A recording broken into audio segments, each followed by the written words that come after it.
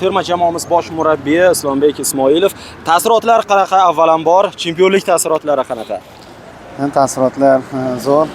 Albatta xursandmiz. Birinchi navbatda yurtboshimizga rahmat. Shunchalik bizni qo'llab-quvvatlab, kichkina yutug'imizni yuksak e'tirof etdilar. Bundan tashqari xalqimizga ozgina o'sha xursandchilik bergani uchun bundan beg'oyat xursandmiz. Yana bir savol ko'pchilikni qiziqtiryapti. Final uchrashuvida yoshlarni ikkinchi bo'limga qanday ruhiyat bilan olib tushganingiz, ularga nima so'zlar aytganingiz, agar siz sir bo'lmasa aytib bersangiz. Endi albatta ikkinchi bo'limdan oldin futbolchilar bilan o'zi gaplashdik. Ishonishlari kerakligini, bu o'yinni yutib ketishimizga ishonishlari kerakligini qayta aytdik. Futbolchilar o'zi ham ishondi va bir nechta taktik o'zgarishlar qildik. Albatta bular o'zining natijasini berdi. Ikkinchi taymda yigitlar matonat ko'rsatishdi. Buning uchun ularga o'z minnatdorchiligimni bildiraman. Qanday sehrli so'zlar ishlatdingiz?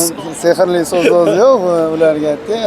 Ishoninglar, xudo xolisa olib chiqib ketamiz dedik va ularga o'sha penaltida xato qilgan futbolchilarni ham aksincha ruhiyatini ko'tarishga harakat qildik. Sababi hozir so'kadigan payt emas edi. Chunki ular qo'llab-quvvatladik. Bolalar o'zi ham o'sha ikkita qizil olgan bola uchun ham o'ynashlarini, albatta u vatan uchun, o'sha O'zbekiston uchun oxirigacha kurashishlarini ular ich-ichdan his qilib turgandi va amalda isbotlashdi. Yana bir savol, Saudiya Arabistoni bilan avvalgi o'yindan finaldagi o'yinda umuman taktika jihatdan ham va tarkib jihatdan ham anchagina o'zgarish bo'ldi. Bunga ko'proq nimalar sabab bo'ldi? Misol uchun Aslibek Aliyev asosiy tarkibda tushmadi, keyinchalik safga qo'shildi. Bularga ko'proq nimalar sabab bo'ldi? Endi guruhdagi o'yinda ko'proq biz kam o'yin amaliyotiga ega bo'layotgan futbolchilarga imkoniyat bergandik. Unda ham jamoa 3-0 yirik hisobda g'alaba qozongandi. Finalga keladigan bo'lsak, final o'z nomi bilan final. Bunda bosim juda yuqori. Bo'lib ham o'sha mezbon jamoaga qarshi minglab muxlislar qarshisida bu yosh futbolchilar uchun birinchi marta bunaqa atmosferada, aurada futbol o'ynash bo'lgan. Shuning uchun yetakchi futbolchilarda ham ko'plab xatolar kuzatildi.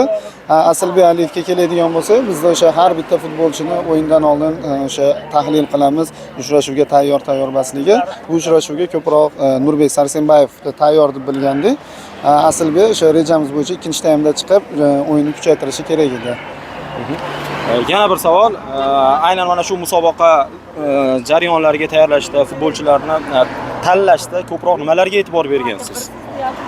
Albatta, endi har bitta futbolchini sinchiklab o'rganib chiqqanmiz. Birinchi navbatda uni fikrlashi, albatta iqtidori hisobga olinadi, o'yinni tushunishi, jismoniy holati, bu narsalar hammasi mukammal o'sha funksional holat deydi. Umumiy hamma jarayonlar hisobga olinib, har bitta futbolchi o'sha minglab futbolchilar orasidan tanlab olingan. Rahmat kattakon.